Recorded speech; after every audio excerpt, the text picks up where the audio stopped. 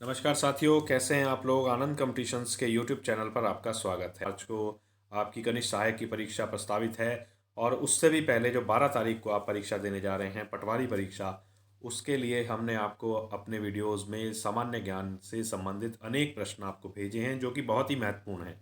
उनको बार बार आप देखने का प्रयास कीजिए और उनको समझने का भी प्रयास कीजिए। इसके अलावा आज हम आपके लिए लेकर आए हैं हिंदी के कुछ प्रश्नों को, जिसमें आपको कुछ वीडियोस आपको अगले हफ्ते पूरे में भेजे जाएंगे, जिससे कि आपको आने वाली परीक्षा में बहुत ज़्यादा लाभ होने वाला है। आज हम शुरू कर रहे हैं हिंदी का पहला प्रश्न, जो कि इस तरह से है। शुद्ध वर्तनी का हमें चयन करना है। साथियों, वर्तनी के प्रश्न बहुत आते रहते हैं। इस 4 ऑप्शंस में सही वर्तनी यानी कि स्पेलिंग सही उसको चुनना है। तो इसमें सही स्पेलिंग है अंकुश, आ के ऊपर अंक की बिंदी, का छोटे ऊ की मात्रा और शाह। अंकुश सही उत्तर है। दूसरा प्रश्न हम देखते हैं। सही वर्तनी चुननी है, इसमें भी हमें सही वर्तनी चुननी है। और सही वर्तनी का जो यहाँ पर ऑप्शन हमें दिखाई दे रहा है वो अवशिष्ट दिखाई दे रहा है। अवशिष्ट, आ व शाह, छोटे ई की मात्रा आधा, शाह पेटचिरा और टा। सही उत्तर पहला ऑप्शन। तीसरा प्रश्न हम देखते हैं। विश्लेषण किस शब्द की विशेषता बताते हैं। अच्छा प्रश्न है, विश्लेषण से प्रश्न है। विशेषण साथियों वो शब्द होते हैं जो किसी शब्द की विशेषता बताने का काम करते हैं। और ये शब्द कौन से हो सकते हैं। संज्ञा भी हो सकती है और सर्वनाम भी हो सकती है। इस प्रकार जो ऑप्शन नंबर 3 है वो इस प्रश्न का सही उत्तर बन रहा है। चौथा प्रश्न आता है। जिस शब्द की विशेषता बताई जाती है उसे क्या कहा जाता है। जिस शब्द की विशेषता बताई जाती है उसे क्या कहा जाता है, यानी कि जो शब्द चर्चा में है, जिस शब्द की बात हो रही है और जिस शब्द के संबंध में हम कुछ उसकी विशेषता की बात कर रहे हैं, उस शब्द को क्या कहा जाता है। साथ ही उस शब्द को विशेष्य कहा जाता है।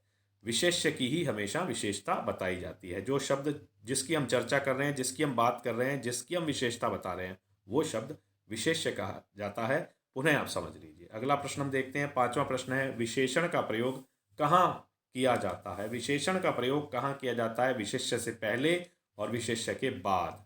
सही उत्तर है ये। और इस प्रकार अगला प्रश्न हम देखते हैं। छठा प्रश्न है। चितकबरी गाय मैदान में चर रही है। चितकबरी गाय मैदान में चर रही है। तो यहाँ पर एक गाय है जिसका रंग चितकबरा है। तो गाय यहाँ पर वो है जिसकी हम चर्चा कर रहे हैं और चितकबरा उसकी एक विशेषता है। तो यानी कि यहाँ पर विशेष्य क्या है, गाय है, और विशेषण क्या है, उसका चितकबरा होना। तो इस प्रकार हमें यहाँ पर प्रश्न जो पूछ रहा है वो ये पूछ रहा है कि वाक्य में विशेषण एवं विशेष्य क्या है। तो विशेषण है चितकबरी और विशेष्य है गाय। तो ऑप्शन नंबर 3 इस प्रकार हमारा सही उत्तर आता है। सातवां प्रश्न है। जापानी लोग बहुत श्रमशील होते हैं। जापानी लोग बहुत श्रमशील होते हैं, यानी कि जापान में जो लोग रहने वाले हैं वो बहुत श्रम करते हैं, मेहनत करने वाले लोग होते हैं। इसमें हमें क्या करना है, इस वाक्य में हमें विशेषण बताना है। तो इस वाक्य में विशेषण बताना है, विशेषण शब्द नहीं बताना है, विशेषण का प्रकार बताना है। तो इसमें जो है जापानी लोगों का विशेषण क्या है, श्रमशील होना, यानी कि जापानी लोगों में गुण क्या है, उनका गुण क्या है, उनका श्रमशील होना। तो इस प्रकार यहाँ पर ऑप्शन नंबर 3 गुणवाचक सर्वनाम सही उत्तर है। गुणवाचक विशेषण सही उत्तर है। आठवां प्रश्न देखते हैं। अमृत का पर्यायवाची क्या है। अमृत का पर्यायवाची है सुधा। अमृत का पर्यायवाची है सुधा। अन्य भी पर्यायवाची अमृत को हम क्या बोलते हैं, जैसे कि देवों द्वारा पिया जाने वाला जो रस था वो अमृत कहलाया, और इसको हम देवाहार के नाम से भी जान सकते हैं, देवों का आहार। इसी प्रकार हम इसको सुरभोग भी कह सकते हैं। सुरों द्वारा जो भोग किया गया वो सुरभोग हुआ, यानी कि। और इसके बहुत ही जो महत्वपूर्ण है वो ऑप्शन जो है यहाँ पर नहीं है, लेकिन उसका पर्यायवाची पीयूष नाम से हम इसे भी जानते हैं अमृत को। और इसके अलावा अमीय भी अमृत का ही पर्यायवाची है। तो ये अच्छा प्रश्न हो सकता है, किसी भी एंगल से आप इस प्रश्न को देखें आपको ये सहायता करेगा। अगला प्रश्न हम देखते हैं। नौवां प्रश्न है। नौवां प्रश्न है कि निम्न में से विपरीत शब्द हमें चुनना है। अंधेरा, विपरीत शब्द चुनना है। अंधेरे का जो विपरीत है उसका शब्द हमें चुनना है। तो अंधेरे का विपरीत जो है, सीधा सीधा उत्तर है सवेरा। अगला प्रश्न हम देखते हैं। अवनी का विलोम शब्द हमें चुनना है। अवनी का विलोम, अवनी का मतलब होता है धरती। अवनी का मतलब होता है धरती या पृथ्वी, तो इसका विलोम हो जाएगा अंबर, तो ये प्रश्न कई बार आया है और ये आता रहता है, प्रश्न फ्रीक्वेंट आता है, आप इसको बड़े अच्छे तरीके से समझ लें। किसी बात को अत्यधिक बढ़ चढ़ कर कहना क्या कहलाता है? किसी बात को अतिशयोक्ति हो जाती है जब हम किसी बात को बड़े चढ़ाव से कहते हैं, यानी कि जो लौकिक जो चीज़ें होती हैं उनसे भी अगर बढ़कर हम अलौकिक हो जाती है, पारलौकिक चीज़ें हो जाती हैं, जब लौक से भी पार हो जाती हैं तो हम उसको हम अतिशयोक्ति कहते हैं। तो अगला प्रश्न आता है, निम्न में से त्रुटि बतानी है। इस वाक्य में से एक त्रुटि बतानी है। उसने मुक्त हस्त से धन लुटाया।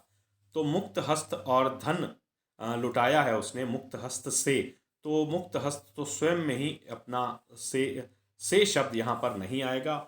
यहाँ पर ये जो आएगा वो आएगा उसने मुक्त हस्त धन लुटाया। तो यहाँ पर जो त्रुटि है वो मुक्त हस्त से शब्द में है। तो अगला प्रश्न हम देखते हैं, तत्सम शब्द हमें चुनना है। तत्सम शब्द हमें चुनना है। तत्सम शब्द है अक्षर, बाकी सभी शब्द तद्भव शब्द हैं। तत्सम और तद्भव आपने अवश्य पढ़े होंगे, तो यहाँ पर आप भी ध्यान रखिए कि अक्षर शब्द जो है वो तत्सम शब्द है। निम्न में से तद्भव चुनना है, यानी कि अब हमें तद्भव शब्द चुनना है। तद्भव शब्द होते क्या हैं ये आपको मालूम भी है कि जो शब्द विकृत हो जाते हैं, जो कालांतर में जिन शब्दों का स्वरूप बदल जाता है, वो तद्भव शब्द कहलाते हैं और तत्सम शब्द संस्कृत के मूल शब्द कहलाते हैं। तो यहाँ पर तद्भव शब्द पूछा गया है, यानी कि संस्कृत से विकृत होकर के जो शब्द बना है वो कौन सा है? तो यहाँ पर अंडी शब्द जो है वो तद्भव शब्द है। अगला प्रश्न हम देखते हैं, तत्सम शब्द, पुनः यहाँ पर तत्सम शब्द चुनना है और ये तत्सम शब्द है इक्षु। इक्षु का अर्थ होता है ईख। इक्षु का शब्द होता है ईख और ईख शब्द जो है वो तद्भव शब्द है। तद्भव शब्द है और जो ये शब्द है इक्षु वो तत्सम शब्द है। इसी प्रकार अगला प्रश्न भी हम हिंदी से ही देखते हैं कि सही वर्तनी हमें चुननी है। तो सही वर्तनी का यहाँ पर जो ऑप्शन है अनुभूति है। अनुभूति, मैं यहाँ पर भी लिख के दिखा रहा हूँ, अनुभूति। तो ये शब्द बहुत ही अच्छा शब्द है। अनुभूति शब्द का अर्थ भी हमें मालूम होना चाहिए, अनुभव या संवेदना, जिसे हम इंग्लिश में फील कह सकते हैं, फील। अगला प्रश्न हम देखते हैं, 17वां प्रश्न है, प्राविशेषण किसे कहते हैं? प्राविशेषण यानी कि क्या बताते हैं? प्राविशेषण बताता है विशेषणों की विशेषता।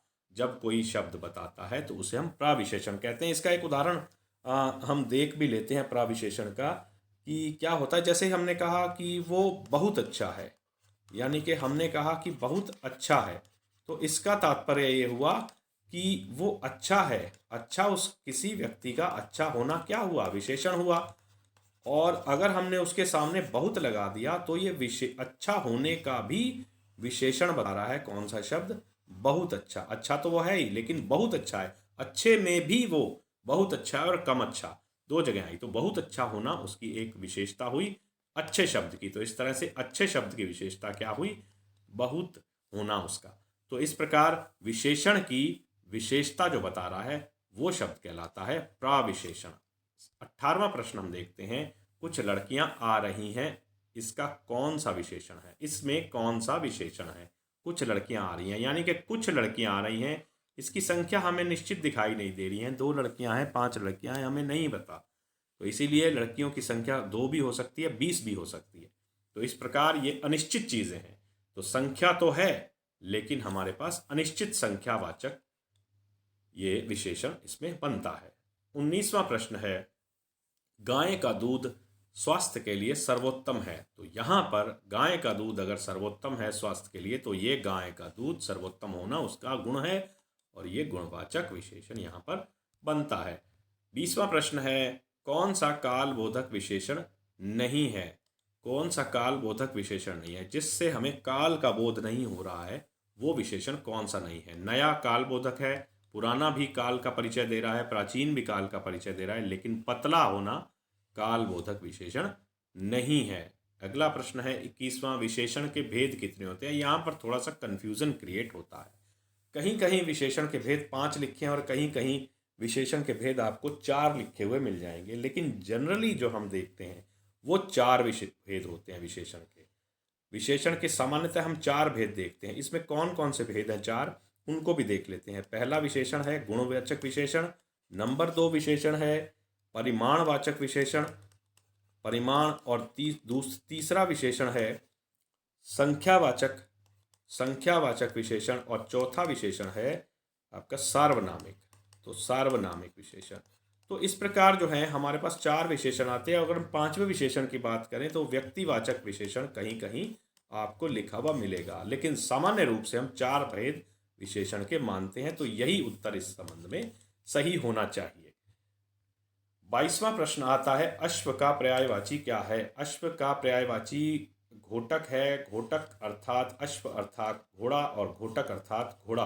तो घोड़े के पर्यायवाची के संबंध में बहुत सारे प्रश्न पहले भी किए गए हैं और इसके आने की संभावना भी बनी रहती है। घोड़े के पर्यायवाची या घोटक के पर्यायवाची और भी हैं, जैसे कि तुरंग और हवी, हावी जिसे हम कहते हैं बजी, बाजी, बाजी भी एक पर्यायवाची है। इसी प्रकार रवि सुत भी हम इसको घोड़े को कह सकते हैं, यानी कि रवि सुत, और सैंधव भी एक पर्यायवाची इसका है। तो ये सारे पर्यायवाची घोड़े के हैं, अश्व के हैं, घोटक के हैं। किसी भी तरह से आप इसको समझ सकते हैं और इस संबंध में प्रश्न भी काफ़ी इम्पॉर्टेंट है और ये हिंदी में काफ़ी प्रश्न आया भी है।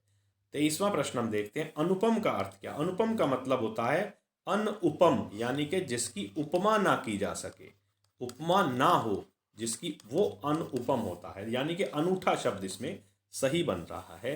तो जिस पर हम जिसकी तुलना नहीं कर सकते या जो सर्वोत्तम होता है उसे हम अनुपम कहते हैं। ठीक, तो इस प्रकार यहाँ पर अनूठा शब्द इसके नज़दीक है, तो यही आंसर इसका सही होना चाहिए। 24वां प्रश्न है प्यार विश्वास के नींव पर आधारित होता है। प्यार जो है वो विश्वास के नींव पर आधारित होता है, विश्वास की नींव पर आधारित होता है। इस प्रकार ये पहला ऑप्शन गलत है। इस वीडियो का अंतिम प्रश्न है वह स्त्री जिसके पति ने दूसरी शादी कर ली हो। वह स्त्री जिसके पति ने दूसरी शादी कर ली हो उसे क्या कहा जाता है। सामान्य तय आप सभी लोग जानते ही होंगे, ये प्रश्न अनेक बार आया है, हिंदी के पेपरों में अनेक बार ये प्रश्न आया है। उसे हम अध्युड़ा कहते हैं, अध्युड़ा। अध्युड़ा की वर्तनी भी आप देख लीजिए कि क्या हो। इस प्रकार ये प्रश्न आपने 25 देखे, ये अत्यंत महत्वपूर्ण प्रश्न है, हिंदी से हैं, और ये हिंदी के प्रश्न आपको आने वाली परीक्षा में कहीं ना कहीं हो सकता है सहायता अवश्य करेंगे। संभव है कि इनमें से ही कोई प्रश्न आपको मिल जाए, और इसी तरह के वीडियोस में मैं कुछ और प्रश्न आपके सामने लेकर के आऊँगा जो आपके पटवारी परीक्षा में विशेष रूप से जो आने वाली है उसमें आपको सहायता अवश्य करेंगे। अगला प्रश्न है विज्ञान से है, सामान्य अध्ययन से प्रश्न आ रहा है। सामान्य अध्ययन से प्रश्न ये है कि कृत्रिम उपग्रह में विद्युत ऊर्जा का स्रोत क्या होता है। यानी कि कृत्रिम उपग्रह जो आर्टिफिशियल सैटेलाइट्स हैं जिनको हम पृथ्वी से छोड़ करके अंतरिक्ष में कक्षा में स्थापित करते हैं, उनको विद्युत ऊर्जा के लिए क्या स्रोत होता है, उनको विद्युत ऊर्जा की सप्लाई किस माध्यम से होती है। तो सोलर सेल से होती है, यानी कि सौर सेल से होती है, और इनको हम फोटोवोल्टिक सेल भी कह सकते हैं, फोटोवोल्टिक सेल भी कहा जाता है इसको। और ये जो है सिलिकॉन से बने हुए होते हैं। किससे बने होते हैं? सिलिकॉन से बने होते हैं। तो ये प्रश्न कई बार ऐसा भी आ जाता है कि कृत्रिम उपग्रह जो है किससे बने होते हैं, तो सिलिकॉन से बने होते हैं, ध्यान रखिएगा। दूसरा प्रश्न, अगला प्रश्न हम देखते हैं किस अनुच्छेद में धन विधेयक को परिभाषित किया गया है। तो साथियों ये आंसर जो है 110 है। 110 आर्टिकल में धन विधेयक को परिभाषित किया गया, और इस धन विधेयक पर निर्णय लेने का अधिकार लोकसभा स्पीकर को है, लोकसभा स्पीकर को है। और ये धन विधेयक केवल लोकसभा में प्रस्तुत किया जा सकता है, केवल लोकसभा में प्रस्तुत होता है। तो अच्छा प्रश्न हो सकता है। अगला प्रश्न हम देखते हैं संसार में न्यूनतम प्रजनन दर किसकी है, किस देश की संसार में सबसे न्यूनतम प्रजनन दर है। तो 0.81% के साथ प्रजनन दर के साथ दक्षिण कोरिया यहाँ पर सबसे पहला देश बना हुआ है, और यही इसका आंसर है, आंसर नंबर 4। अगला प्रश्न देखते हैं अम्ल वर्षा कहाँ होती है। साथियों ये भी आप बेहतर तरीके से जान लीजिए कि अम्ल वर्षा नॉर्वे में सबसे ज़्यादा होती है। अगला प्रश्न हम देखते हैं, नेक्स्ट प्रश्न है वृक्ष की आयु किस आधार पर नापी जाती है। तो ये आपने कई बार पढ़ा भी होगा, और फिर से इसको हम रिकॉल कर लेते हैं, ताज़ा कर लेते हैं इस उत्तर को। वार्षिक वलयों के द्वारा, यानी कि जो उसका तना होता है, वृक्ष का तना होता है, उसमें रिंग्स बन जाते हैं और रिंग्स की गिनती करके ही उसकी आयु का पता लगाया जाता है। तो वलय का मतलब होता है रिंग्स। तो रिंग्स के द्वारा ही इसका पता लगाया जा सकता है। अगले प्रश्न की ओर बढ़ते हैं। विश्व आवास दिवस कब मनाया जाता है? विश्व आवास दिवस कब मनाया जाता है? वैसे तो विश्व आवास दिवस जो है वास्तव में अक्टूबर के प्रथम सोमवार को मनाया जाता है। अक्टूबर के प्रथम सोमवार को। तो लेकिन सामान्यतः इसे 5 अक्टूबर, चूंकि ऑप्शन में ये ऑप्शन नहीं है तो ये 5 अक्टूबर को हम मान सकते हैं, क्योंकि अक्टूबर का विकल्प इसमें एक ही है। तो अक्टूबर में 5 अक्टूबर में संभवतः पहला सोमवार आ जाता है। तो 5 अक्टूबर यहाँ पर आंसर को हम सही लगाते हैं। अगला प्रश्न हम देखते हैं। सिंधु घाटी सभ्यता का बंदरगाह कौन सा था? सिंधु घाटी सभ्यता का बंदरगाह साथियों बहुत महत्वपूर्ण क्वेश्चन है। सिंधु घाटी सभ्यता से लोथल बंदरगाह था, जो कि एक बृहत बंदरगाह के रूप में उस समय माना जाता था। और वर्तमान में अगर इसकी लोकेशन देखें, वर्तमान में अगर लोथल की लोकेशन देखें तो ये अहमदाबाद में है, अहमदाबाद गुजरात में। तो ये प्रश्न भी अच्छा प्रश्न है। अगला प्रश्न हम देखते हैं। एलोरा गुफाओं का निर्माण किसने करवाया था? एलोरा गुफाओं का निर्माण राष्ट्रकूटों ने करवाया था। और ये एलोरा गुफाएं कहाँ पर हैं? एलोरा गुफाएं औरंगाबाद में हैं। औरंगाबाद में। औरंगाबाद कहाँ? महाराष्ट्र में। तो ये प्रश्न भी स्थान के लिहाज से, निर्माण कर्ताओं के लिहाज से और प्रदेश के लिहाज से, तीनों ही लिहाज से प्रश्न बहुत अच्छा है। अगला प्रश्न हम देखते हैं। राज्यसभा में सर्वाधिक प्रतिनिधित्व किस राज्य का है? किस राज्य का सर्वाधिक प्रतिनिधित्व है? राज्यसभा में कुल 250 सदस्य हो सकते हैं अधिकतम, और इन अधिकतम सदस्यों में जो प्रमुख राज्य है, यानी कि जिसके सदस्य सबसे अधिक हैं, वो है उत्तर प्रदेश। तो इसका उत्तर ऑप्शन नंबर 2 हो। अगला प्रश्न हम देखते हैं। इन 4 ऑप्शन में कौन सा विषम है? ऑड देखना है हमें कि सबसे ऑड कौन सा है। तो इसमें सबसे ऑड जो है वो हारमोनियम है। वायलिन, गिटार और सरोद, इन तीनों को बजाने का, और ये सारे के सारे जो है तार वाले यंत्र हैं, तार वाले हैं, लेकिन ये तार वाला नहीं है। तो इस लिहाज से ये विषम हो जाता है। अगला प्रश्न हम देखते हैं। मालविकाग्निमित्रम नाटक के रचयिता कौन थे? इसके रचयिता साथियों कालिदास थे। इसमें कहीं कोई संदेह नहीं है, और ये आप सभी लोग बेहतर तरीके से भी जानते हैं। नेक्स्ट प्रश्न की ओर बढ़ते हैं। अगला प्रश्न हम देखते हैं। भारत को संविधान देने का प्रस्ताव संविधान सभा द्वारा कब पारित किया गया था? साथियों, इस प्रश्न को देखने का नजरिया बिल्कुल क्लियर होना चाहिए, क्योंकि इस प्रश्न में उसने ये कहा है कि भारत को संविधान देने का प्रस्ताव संविधान सभा द्वारा कब पारित किया गया था। तो इसका मतलब ये है कि संविधान सभा द्वारा कोई एक प्रस्ताव पारित किया गया था जिसमें भारत में एक संविधान हो, ऐसी व्यवस्था किया जाना था। तो इस प्रस्ताव को साथियों हम उद्देश्य प्रस्ताव कह सकते हैं कि संविधान सभा ने कौन सा प्रस्ताव पास किया था। उद्देश्य प्रस्ताव के बारे में हम जानते हैं कि उद्देश्य प्रस्ताव ऐसा प्रस्ताव था जिसमें संविधान क्यों बनाया जा रहा है इस संबंध में वर्णन किया गया था, और ये किसने रखा था? जवाहरलाल नेहरू जी ने रखा था। और इस उद्देश्य प्रस्ताव को 13 दिसंबर को रखा गया था 1946 में, और 13 दिसंबर 1946 को रखे हुए प्रस्ताव को संविधान सभा द्वारा 22 जनवरी 1947 को पारित किया गया था।